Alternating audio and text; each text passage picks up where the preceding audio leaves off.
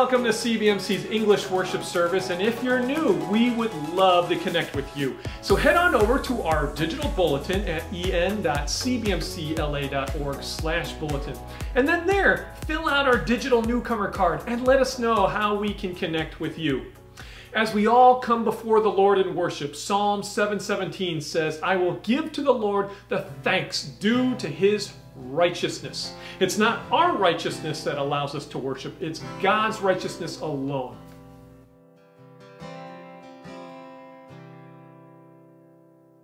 People come together, strangers, neighbors, our blood is one, and children of generations, of every nation, of kingdom come. Don't let your heart be troubled. Hold your head up high, don't fear no evil. Fix your eyes on this one truth: God is madly in love with you. Take courage, hold on, be strong. Remember where our help comes from.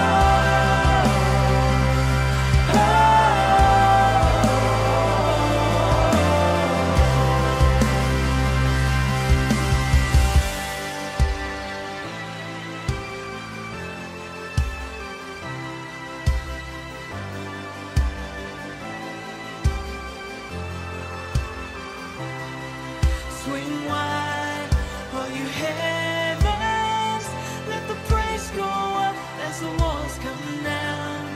All creation, everything with breath, repeat the sound. All His children, clean and pure hearts, good grace, good God. His name is Jesus. Swing wide, all you heavens, let the praise go up as the walls come down.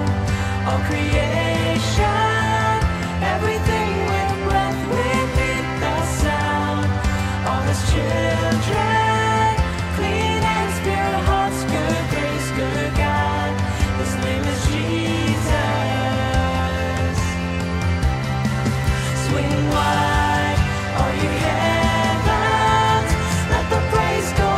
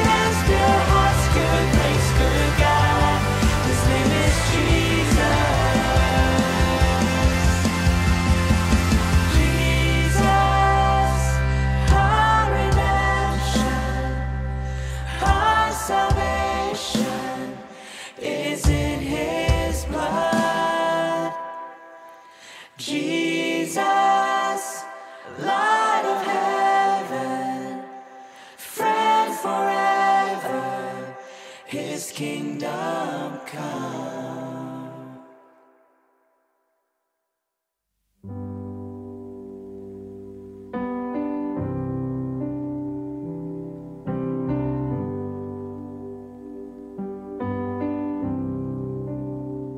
How great the chasm that lay between us, how high the mountain I could not climb.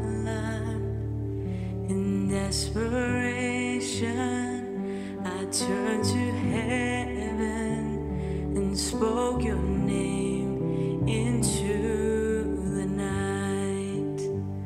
Then through the darkness, your loving kindness tore through the shadows of my soul.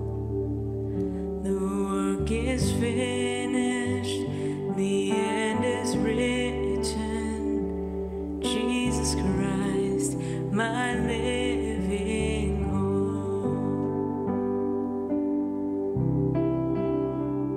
Who could imagine so great a mercy?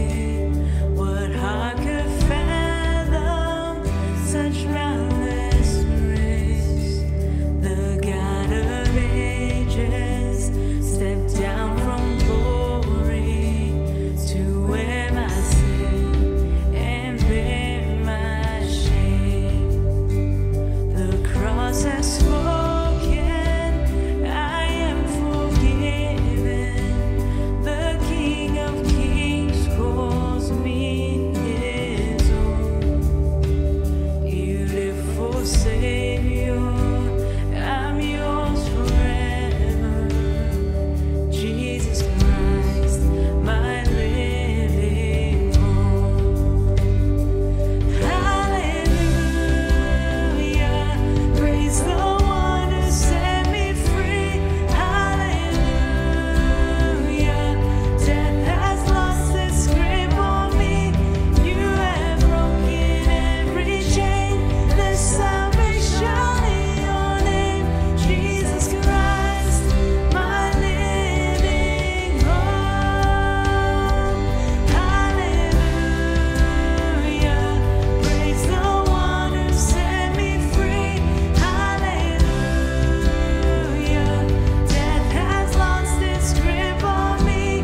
You have broken every chain. There's salvation in your name, Jesus Christ, my living hope. Then came the morning that sealed the promise. Your buried body began to breathe. Out of the silence, the roaring lion declared the grave has no claim on me. Then came the morning that sealed the promise. Your buried body began to breathe. Out of the silence, the roaring lion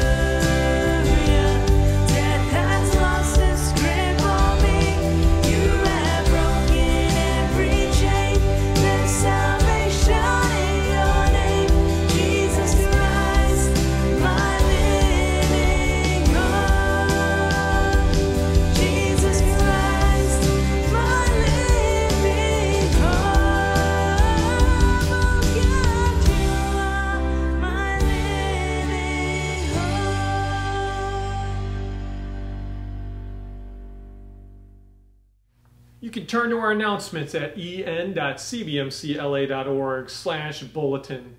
And for anyone who's worshiping online, it's time to place your order for the 2-in-1 communion cups. So go to the digital bulletin and sign up so our office knows how many bags to prepare for all of us. And a bag of 7 cups from June to December, they're going to be located outside the church doors or inside the office from May 23rd to June 4th. Sign up, then grab and go.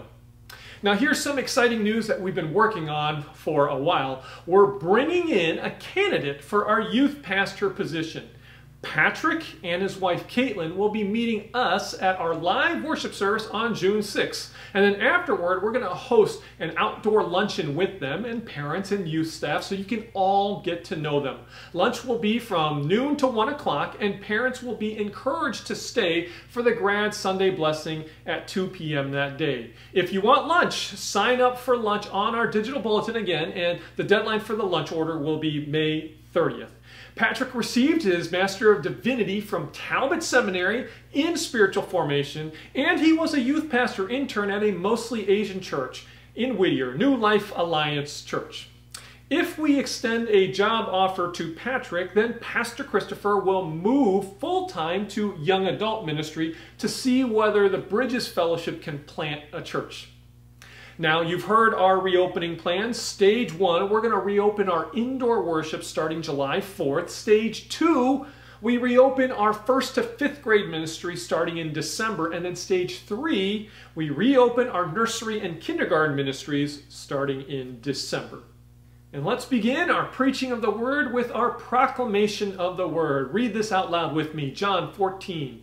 But the Helper, the Holy Spirit, whom the Father will send in my name, He will teach you all things and bring to your remembrance all that I have said to you. Let's pray. Lord, we are unworthy that you should come under our roof. Yet you promise to fill us with the Spirit so that we remember what you have said. And may the Spirit give illumination to our minds. May you be our teacher now. Proclaim your word to us. And it's in Jesus' name we pray. Amen. You've all seen parts of the show The Biggest Loser. People go on a reality TV show for about 30 weeks to see who can lose the most amount of weight. And the crazy part is what happens when most of these contestants go back home to real life. They gain most of the weight back. They started The Biggest Loser unfit, unhealthy, and unhappy. My relationship with food is, I love it. I'm a food addict. Then, they finished The Biggest Loser hopeful, skinny, fit, and ready to take on the world. And I'm season 1 winner of The Biggest Loser. At the end of the season, I had lost 122 pounds. But somewhere along the way, And I celebrated by having a cheeseburger and a lot of ribs and French fries. I cannot wait to get this soda in my mouth. their old habits crept back in. Leaving The Biggest Loser and coming home from what I call is like the safety bubble, and it was just downhill from there. And unfortunately, so did the pounds. I have no hope in this shirt. Gained all of the weight back and then some? Really? I was wrong. To make matters worse, the New York Times published an article telling everyone that you can't get away from a basic biological reality. As long as you're below your initial weight, your body is gonna try to get you back. What hope is there for the rest of us? My relationship to food is almost like how I am with you. It's my comfort. Yeah. It's my support. It makes me feel good. It doesn't judge me. Could this really be true? How do you get lucky enough to get a lottery ticket to be on The Biggest Loser, lose all the weight, end up on the cover of People magazine, and then gain it all back? This is what I fit into at the finale. I didn't stick to it. I didn't maintain that accomplishment. It's like I realize it, but then I still keep self-destructing. You know, I've made small compromises through the years that have turned into old habits. So is it your metabolism, or is it your choices? Put another way, was the failure part of their nature or lack of nurture? The Obesity Journal followed 16 contestants for 6 years, and after 6 years, only one of the 14 Biggest Loser contestants studied weighed less today than when the competition finished. 4 of them are now heavier than before they went on the show. The journal hypothesized that the former Biggest Loser participants experienced a slower metabolism years after the competition. In other words, these people couldn't change their nature. Or was their weight gain because of their choices that they couldn't maintain back in the real world? Now let's sidestep weight into lifestyle change for a second. This is what it's like anytime we try to change anything about ourselves. We put in the hard work and we see results. We put in more hard work and then we take it easy and we fall back into these old habits. We see this obviously in diet and exercise. When it comes to Duolingo, I lasted 1 week in my goal to learn a new language.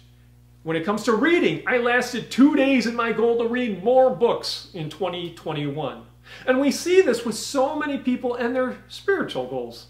Today, we're concluding with Nehemiah. Chapters 9 through 13 are going to be one long story.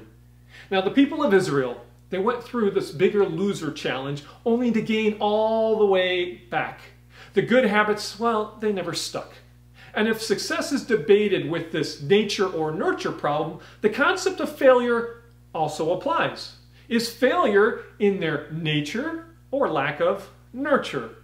Now let's review the good changes. In Nehemiah, everything seemed optimistic during the rebuilding of the city wall, which only took 52 days. But the rest of the story revealed that this was not about the wall. This was about rebuilding faith and the broken covenant with God.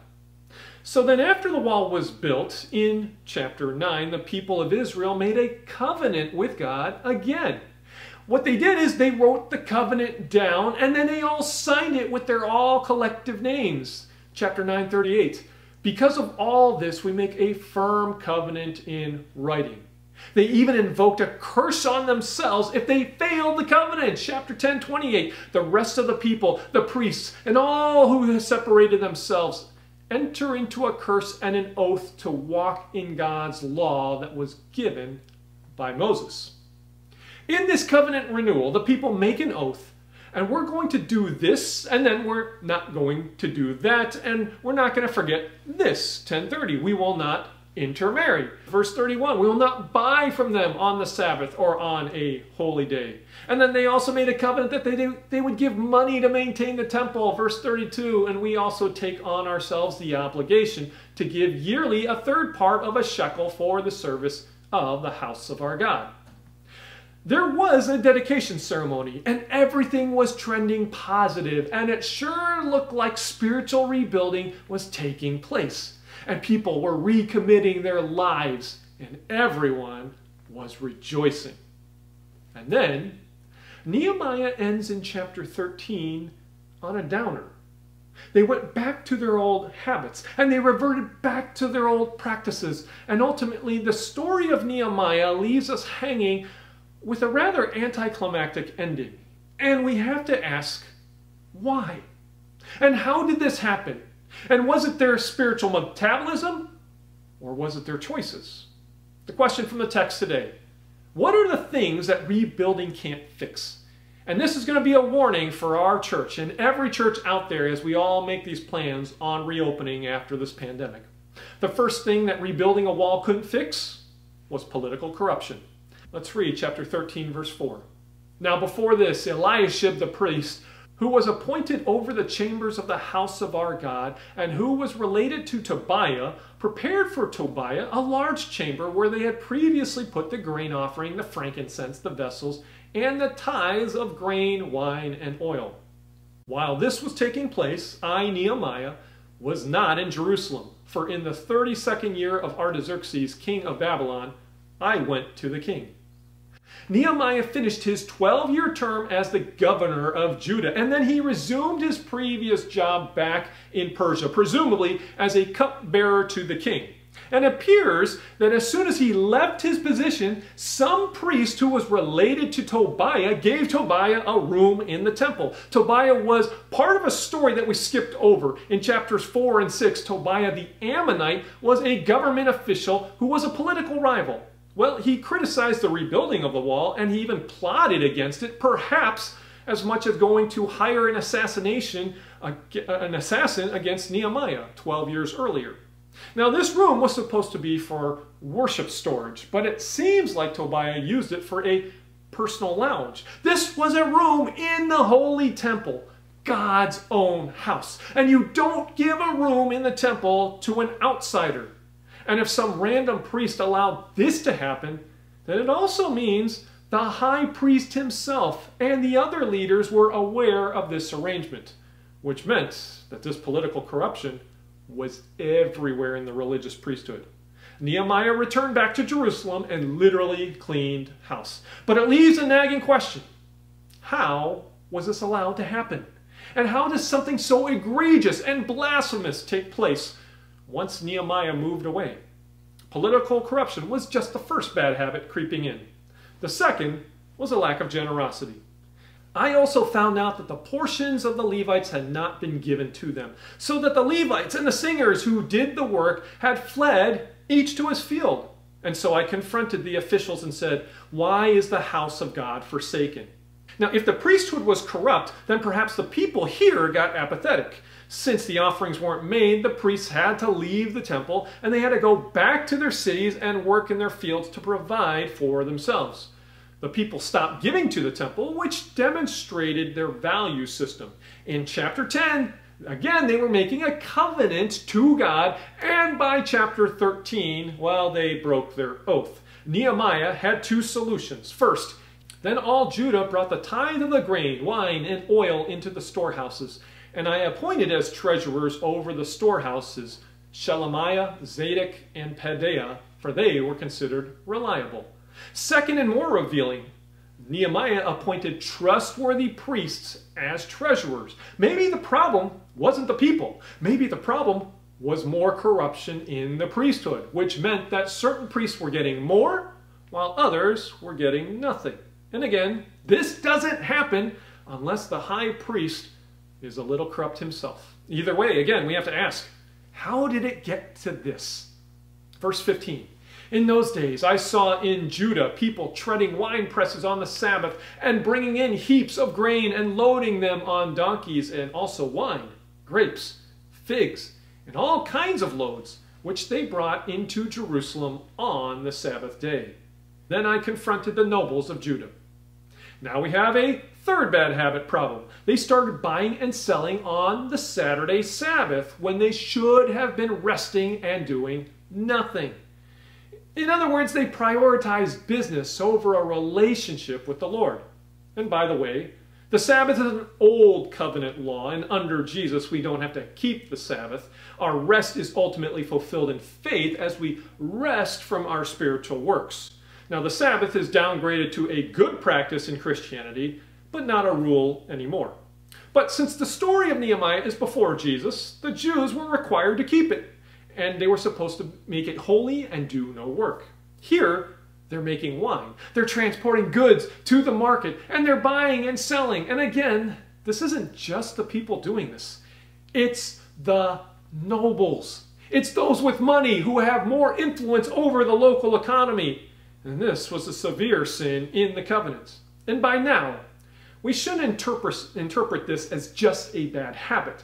This is a covenant that keeps getting broken over and over and over. Finally, we see one last bad habit that crept in.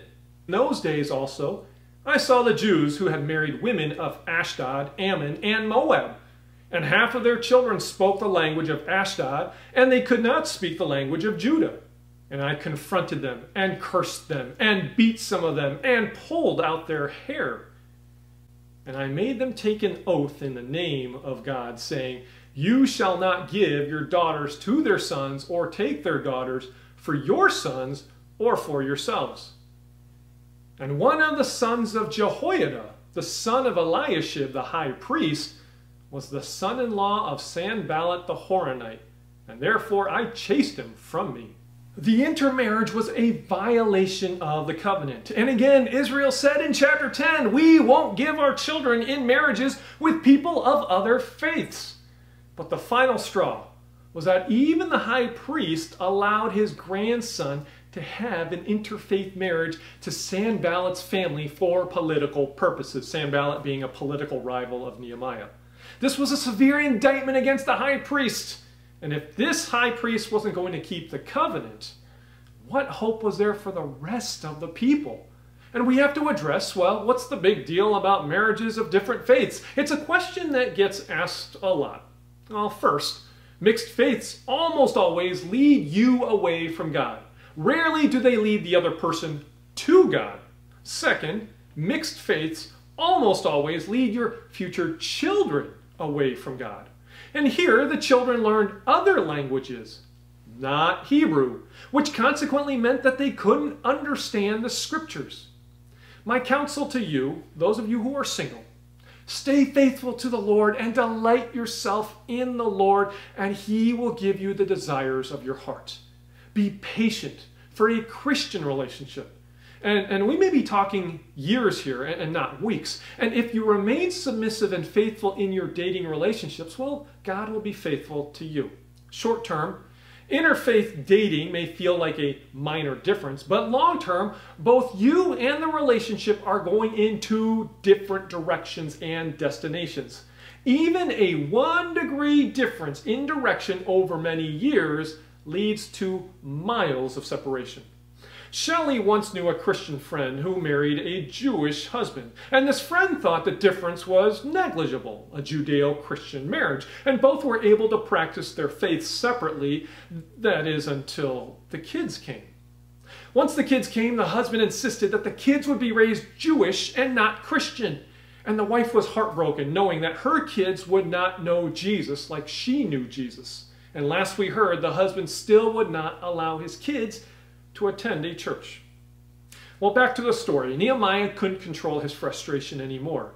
He beat his own people, and he pulled out their hair, and he resorted to making them make yet another oath. And this isn't a good look for Nehemiah. And I imagine he looked at his work of leading this wall project and wondered, where did this go wrong? Well, here's the point of today's story, and of really the overall message of Nehemiah. And allow me here to give you an interpretive tip when you read the Old Testament.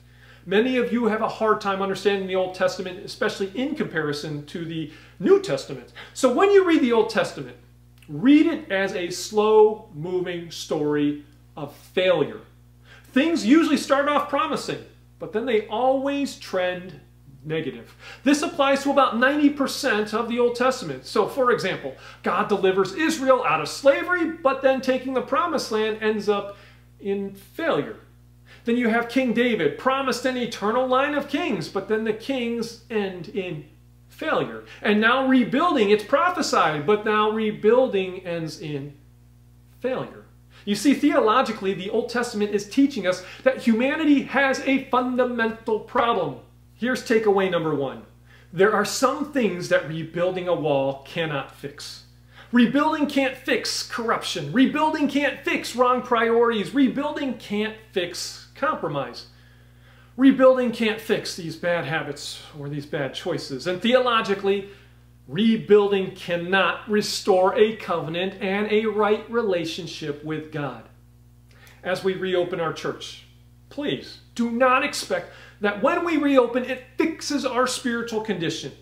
You see that reopening here in Nehemiah, well, it can't fix all these other things like corruption and wrong priorities. And it should be noted that these indoor church services and these fellowship programs that we've been used to, they've never really been CBMC's ultimate goal. A covenantal relationship with Jesus, that is our goal. And this can be achieved whether the church building is closed or not. Takeaway 2, rebuilding can't purify. Interestingly, in chapter 13, every time Nehemiah reacts to a problem, he resorts to 2 solutions which are repeated. The first solution is to cleanse, Nehemiah 13:9. And then I gave orders, and they cleansed the chambers.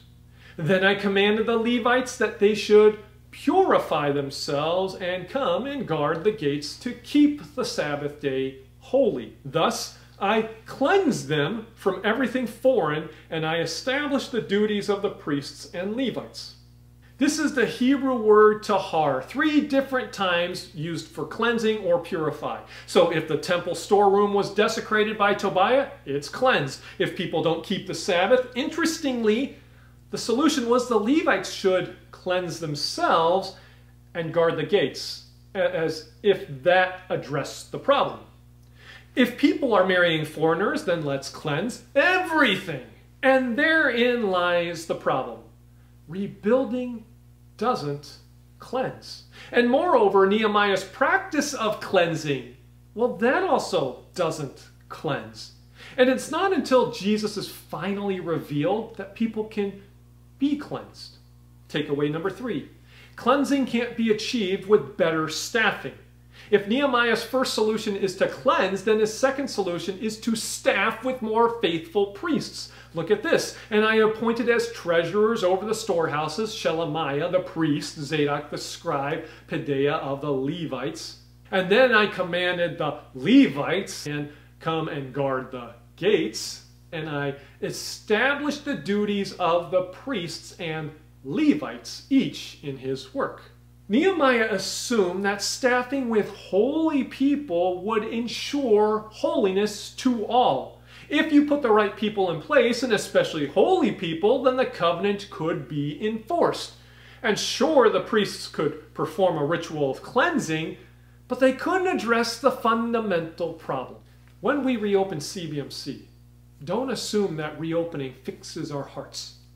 And don't put your faith in the church institution to fix and cleanse hearts. And this seems to be how some Hong Kong people think. When I was in 6th grade, I had a shoplifting problem and a pornography problem. My dad's solution was to send me to church to fix me, as if sitting through church service after church service would fix me. And if I spoke with one of the pastors, then I would be changed. Church services and pastors, they did nothing to fix my problem of sin. It wasn't until I believed in Jesus and had the Holy Spirit in my life that I started seeing positive change. And some parents here at CBMC, you're doing the same things that my dad did to me 30-some years ago. Well, let's send our kids to 5-1 Youth to be fixed. Or Pastor Christopher can fix all of their problems. And as gifted as Pastor Christopher is, no pastor can do this. Only the great high priest from heaven can cleanse, and his name is Jesus. Only Jesus can save. Let's pray. Jesus, you are the true priest who can take away the sins of the world. And we turn to you and nothing else in order to be saved from our sins. We confess only you can cleanse, only you can purify.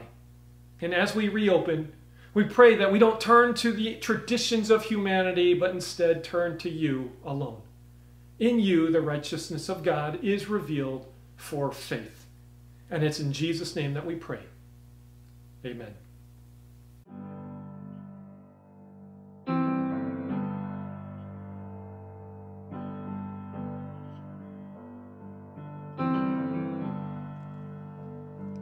Lord, I come, I confess, bowing here, I find my rest, and without you, I fall apart.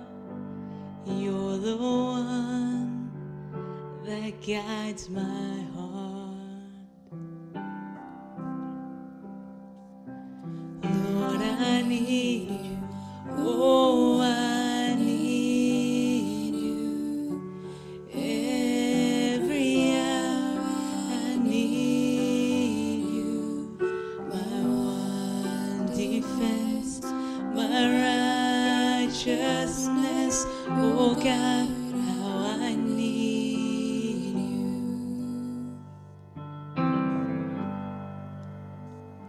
Where sin runs deep, Your grace is more. Where grace is found is where you are. And where you are, Lord, I am free. Holiness is Christ in me. Where you are, Lord, I am free. Holiness is Christ in me. Lord, I need you. Oh, I need you. Every hour I need you. My one defense, my righteousness. Oh God, how I need you.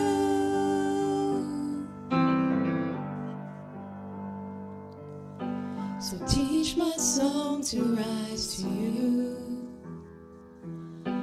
when temptation comes my way, and when I cannot stand, I'll fall on you. Jesus, you're my hope and stay. And when I cannot stand, I'll fall on you. Jesus, you're my hope and stay.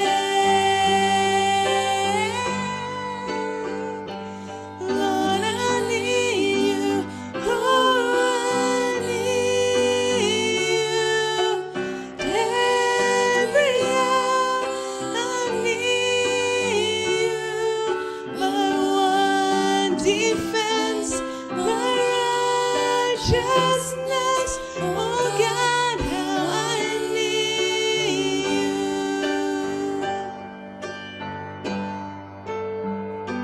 Lord, I need you. Oh, I need you. Every hour I need you. My one defense, my righteousness. Oh God, how I need you. My one defense, my righteousness. Oh God, how I need you. Well, let's wrap with our benediction, 1 Timothy chapter 6. He who is the blessed and only sovereign, the King of kings and Lord of lords, who alone has immortality, who dwells in inapproachable light, whom no one has ever seen or can see, to him be honor and eternal dominion. Amen. Well, thanks for joining us, and have a great day.